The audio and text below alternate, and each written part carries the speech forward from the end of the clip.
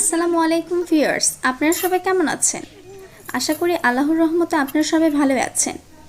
তো আজকে মা বানাবে পিঠা, দুধ পিঠা। তো সবাই দেখে আসি, চলুন দুধ পিঠা কীভাবে বানায়। এখানে মা কড়াইতে কিছু নারকেল দিয়েছে, তার ভেতরে সামান্য পরিমাণ গুড়, আপনার স্বাদ মতো দেবেন। আসলে মা বাবার ডায়াবেটিক্স তো দুজনের, এই জন্য মিষ্টি একটু কম দিয়েছে। তো তার মধ্যে তেজপাতা দিতে হবে, এই যে দারুচিনি, সাদা মশলা দুইটা, আপনারা সবাই দেখতেই পাচ্ছেন। ভালোভাবে ভেজে নিতে হবে। আপনারা গুড়টা যদি ভালোভাবে থেতে করে নিতে পারেন তাহলে জিনিসটা আরও ভালো হবে। তো মার ভাজতে ভাজতে এরকম হয়ে গেছে। যখন আটা আটা ভাব চলে আসবে তখন আপনারা ভাজা শেষ করে নেবেন। তো এখানে আরেক পাতিলে পানি দেওয়া হচ্ছে, গরম পানি করা হচ্ছে এখানে। তো মা সামান্য লবণ দিয়ে দিল, যাতে আটার মধ্যে একটু সামান্য লবণ থাকে। তো এখানে আটা দেওয়া হলো, মা পরিমাণ মতো আপনারা দিবেন। এখানে পানি অনুযায়ী মা আটা দিয়ে দিচ্ছে, আপনারা যতটুকু পানি দিবেন পরিমাণ মতো আটা দিয়ে দেবেন। তারপরে ভালোভাবে নাড়তে হবে যাতে নিচে লেগে না যায়।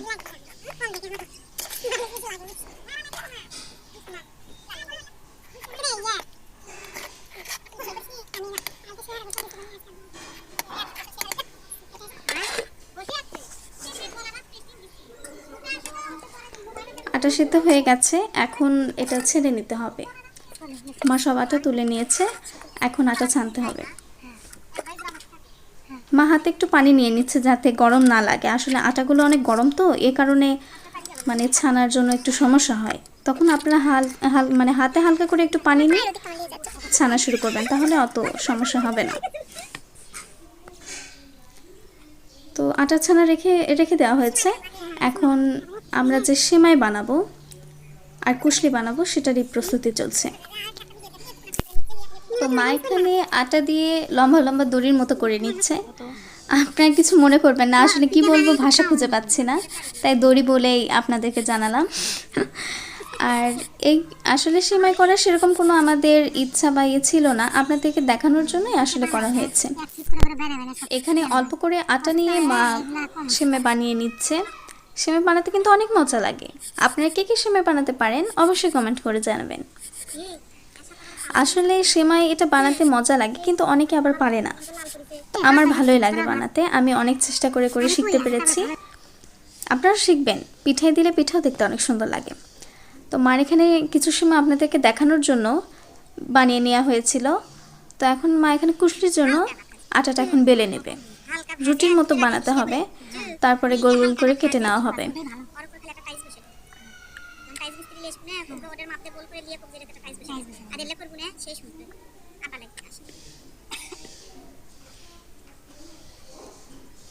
এখানে স্টিলের গ্লাস ব্যবহার করা হয়েছে। আসলে স্টিলের গ্লাসগুলো মুখটা অনেক মানে ধারালো হয়, যে কারণে কাটতে অনেক সুবিধা হয়। আপনারা এমনিতে নকশা পাওয়া যায়, সেগুলো ইউজ করতে পারেন। আমাদের এইটাই ভালো মনে হয়, এই জন্য আমরা এটাই ব্যবহার করি।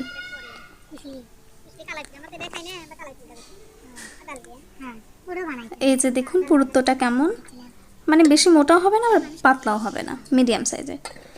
তো এখানে মা কুশলি বানানোর জন্য ওই একটা ছোট একটা রুটিতে পুর ভরে দিয়েছে। আমরা আসলে নারকেলের যেটা করা হয় ওটাকে পুরি বলে থাকি, আপনারা কে কী বলেন কমেন্টে জানাবেন। তো আসলে দেখতে পাচ্ছেন কত সুন্দর করে মা এখানে পিঠার এই নকশাগুলো তুলছে। অনেক অভিজ্ঞতা তার, এই অভিজ্ঞতা থেকে সে আসলে এখন এই পর্যায়ে এসেছে।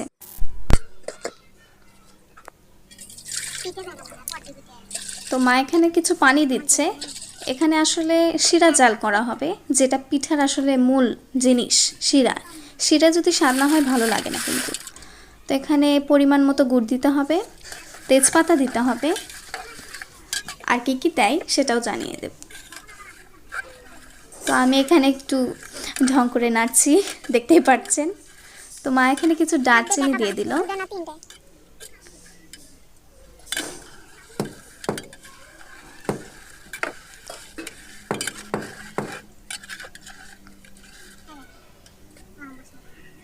সাদা মশলা দিতে হবে, কালো মশলাও দিতে হবে। এখন এটা কিছুক্ষণ জাল হবে। তো মাঝে মাঝে নেড়ে দিতে হবে যাতে গুড়গুলো গলে যায়। সামান্য পরিমাণে লবণ, সামান্য বলতে আসলে পরিমাণ মতো লবণ দিয়ে নিতে হবে। তো আমাদের কিছু নারকেলের পুর বেঁচে গিয়েছিল, তো সেটা এখন শিরার ভিতরে মা দিয়ে দিল। শিরার ভিতরে এরকম নারকেল দিলে অনেক মজা লাগে। আপনারা চাইলে এমনিতে নারকেল দিলে সেটা দেওয়া যায়, তবে দুধ ফেটে যাওয়ার সম্ভাবনাটা বেশি থাকে, তাই ভাজাটা দেওয়াই অনেক ভালো। তো এভাবে কিছুক্ষণ বলক দিয়ে নিতে হবে, ভালোভাবে বলক দিয়ে নিতে হবে।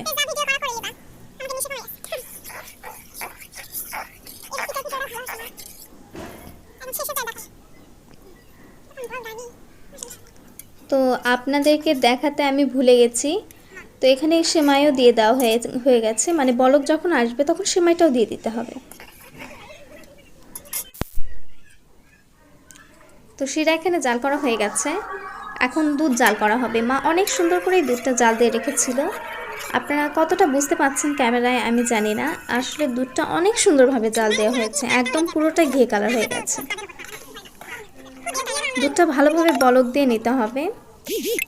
আসলে অনেক মজা লাগে যখন মানে দুধটা বেশি করে ঘনভাবে জাল করে নেওয়া হয়, তখন এমনি দুধ খেতেও কিন্তু অনেক মজা লাগে। তো আপনারা বলক দিয়ে দুধটা নামিয়ে নেবেন। মা এখানে কুশলি ভাজার জন্য কড়াইতে পরিমাণ মতো তেল দিয়ে কুশলিগুলো ভেজে নিচ্ছে। কুশলিগুলো ভেজে নেওয়ার মূল কারণটা হচ্ছে কুশলি যেন শিরাতে যখন দেওয়া হবে বা তার আগে যেন ফেটে না যায়। অনেক সময় দেখা যায় যে শিরার ভিতর কুশলিগুলো দিলে কুশলিগুলো ফেটে মানে গোটা গোটা কুশলি আর থাকে না। তো এভাবে ভেজে নিলে কুশলিগুলো ভাঙার সম্ভাবনা অনেক কম থাকে। তো আমরা এরকম ভেজে নিই, আপনারা অনেকে ভেজে নাও নিতে পারেন, ভেজে নিলেও ভালোই লাগে। ভেজে নিলে টেস্ট একটু অন্যরকম লাগে, আমার কাছে অনেক ভালোই লাগে।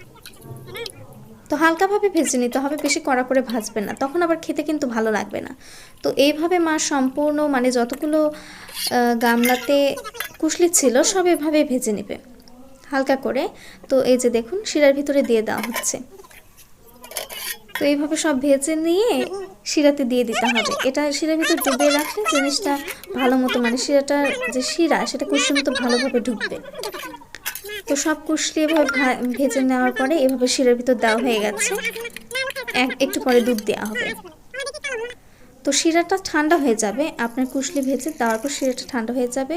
শিরা এবং দুধ দুইটা ঠান্ডা করার পর দুধটা ঢেলে দিতে হবে, তাছাড়া কিন্তু আবার দুধ ফেটে যাওয়ার সম্ভাবনা থাকে।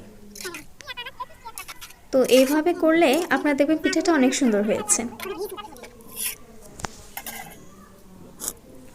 তো কালির পাতিল থেকে এখন ভালো পাতিলে তোলা হচ্ছে, নিচে নিয়ে যাওয়া হবে, তো এজন্য আসলে আজকে পুরো রান্নার ভিডিওটাই ছাদে করা হয়েছে। আপনারা লক্ষ্য করেছেন হয়তো বা যে ইটা দিয়ে চুলা বানানো হয়েছে।